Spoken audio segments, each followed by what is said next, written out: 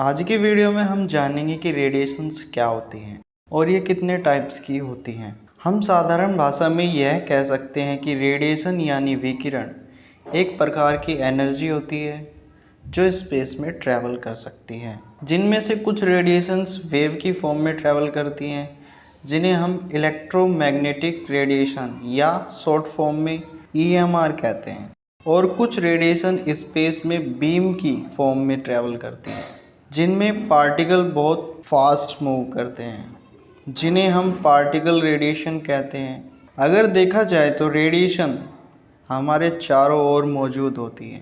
कुछ रेडिएशन हमारी बॉडी के लिए बहुत ज़्यादा हार्मफुल होती है और कुछ रेडिएशन हमारी बॉडी के लिए बहुत कम या ना के बराबर नुकसान पहुंचाती है। अब बात करते हैं इसके पहले टाइप के बारे में, यानी इलेक्ट्रोमैग्नेटिक रेडिएशन EMR के बारे में।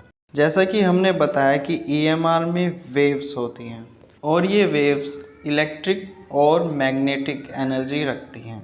EMR में 7 तरह की रेडिएशन आती हैं। नंबर 1 गामा रे, जो कि सबसे ज़्यादा एनर्जी रखती है और इसकी वेवलेंथ सबसे कम होती है।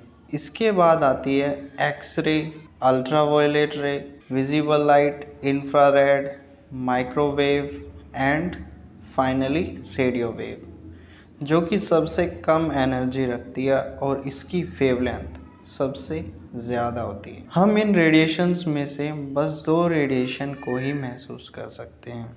नंबर 1 इंफ्रारेड रेडिएशन, जिसे हम फील कर सकते हैं। नंबर 2 विजिबल लाइट, जिसे हम देख सकते हैं। रेडियो वेव, एक्सरे और गामा रे हमारी बॉडी में से पास हो सकती हैं, पर हम ना इन्हें देख सकते हैं और न ही महसूस कर सकते हैं।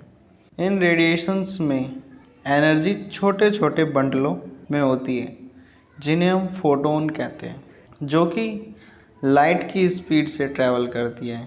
रेडिएशन आयोनाइजिंग भी हो सकती है और नॉन आयोनाइजिंग भी हो सकती है।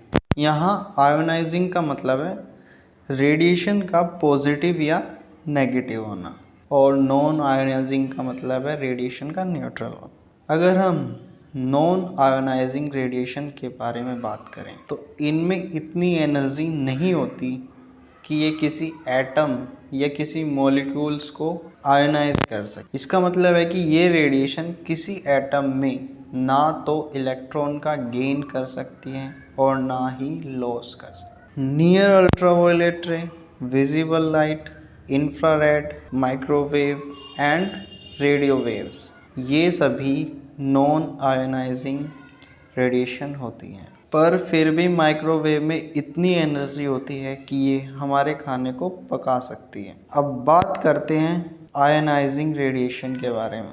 इन रेडिएशंस में इतनी एनर्जी होती है कि ये किसी एटम को आयोनाइज कर सकें, मतलब किसी एटम से इलेक्ट्रॉन रिमूव कर सकें। फॉर इंफ्रारेड रे, एक्सरे एंड गामा रे, इस प्रकार की हाई एनर्जी रेडिएशन कैंसर का कारण बन सकती हैं और हमारी सेल को डायरेक्टली डेड भी कर सकती हैं। अब बात करेंगे रेडिएशन के दूसरे टाइप पार्टिकल रेडिएशन की, जो कि एटॉमिक पार्टिकल से बनी होती हैं, जिनमें प्रोटॉन, न्यूट्रॉन और इलेक्ट्रॉन इंक्लूड होते हैं, जो काइनेटिक एनर्जी रखते हैं। अल्फा पार्टिकल और beta particle ionising radiation produce करते हैं। अल्फा पार्टिकल में 2 प्रोटॉन और 2 न्यूट्रॉन होते हैं, जिस वजह से ये पॉजिटिव चार्ज्ड होती है। अल्फा पार्टिकल हीलियम एटम के जैसा होता है। बीटा पार्टिकल में पॉजिटिव चार्ज पॉजिट्रॉन या नेगेटिव चार्ज इलेक्ट्रॉन होता है, जो कि बहुत फास्ट मूविंग पार्टिकल है। पार्टिकल्स रेडिएशन का एक टाइप न्यूट्रॉन रेडिएशन भी होता है। न्यूट्रॉन रेडिएशन, जो कि फ्री न्यूट्रॉन से बनती है, ये न्यूट्रॉन एटम के न्यूक्लियस से रिएक्ट करके गामा रे बनाते हैं। इसलिए न्यूट्रॉन रेडिएशन को इनडायरेक्टली आयोनाइजिंग रेडिएशन कहते हैं। आज के लिए बस इतना ही। अगर वीडियो अच्छी लगी हो तो लाइक कीजिए, चैनल को सब्सक्राइब कीजिए। Thank you for watching. फिर मिलते हैं अगले वीडियो में।